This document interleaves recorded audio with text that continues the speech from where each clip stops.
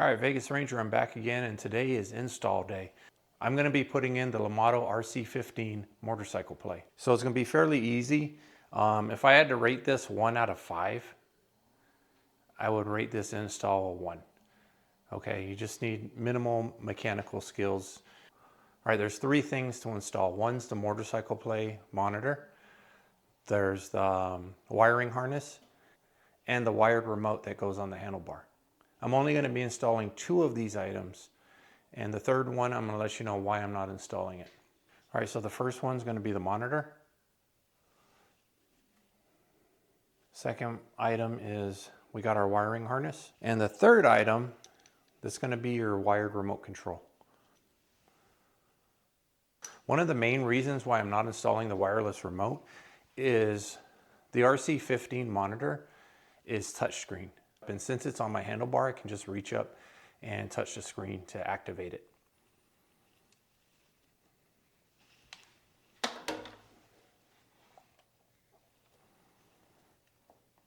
There's just a clamp with two bolts.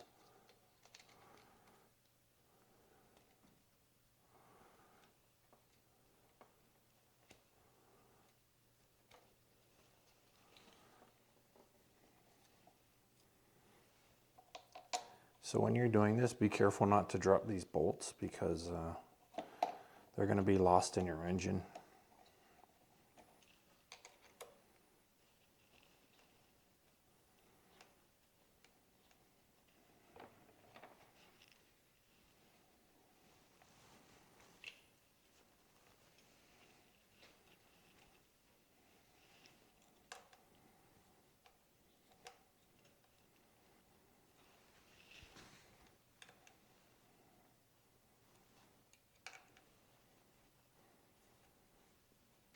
All right, snug them up. There's no reason to over torque these because we're dealing with plastic and rubber over here. I don't want it to crack.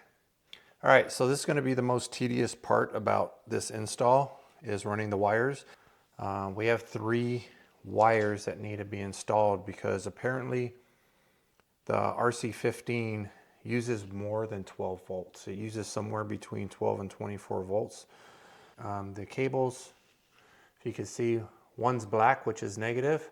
We got a yellow that's positive. The black and the yellow go to the battery. And then there's a red wire, and this red wire needs to be hooked up to another power source. In the manual, it shows hooking up the red wire to one of the lights. But I'll just be hooking it up straight to a fuse.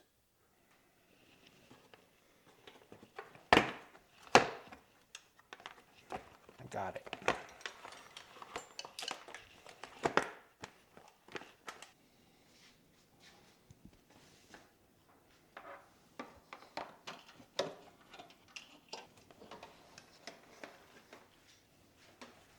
All right, so hooking up the wiring harness to the monitor is real easy because it comes with this plug and play wiring kit where there's a notch on the male side that goes into the female side. You go in and it just goes in, you push it in, and then there's a screw right here and it holds both together nice and firm. All right, so I'm going to go ahead and disconnect the negative wire.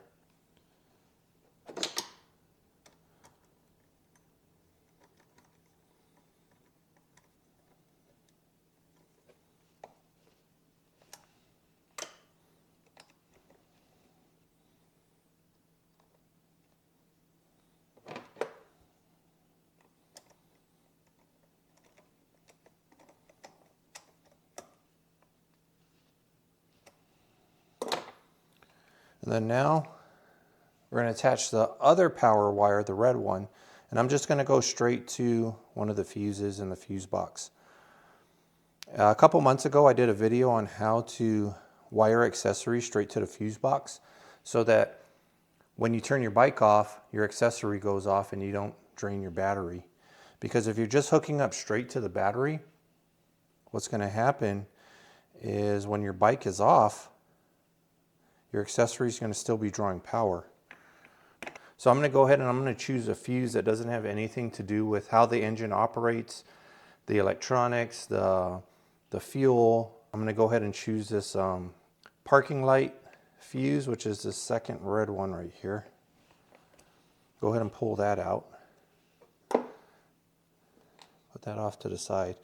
Now I'm just going to take my wire, and then I'm going to insert my wire into the positive terminal of the fuse box, and then I'm going to put the fuse back in. So pretty much the fuse is going to be holding the wire in place, and it's that easy. All right, now let's see if it works. We'll fire it up.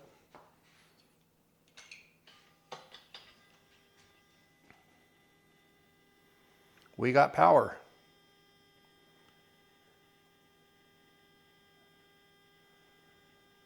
All right, looks good.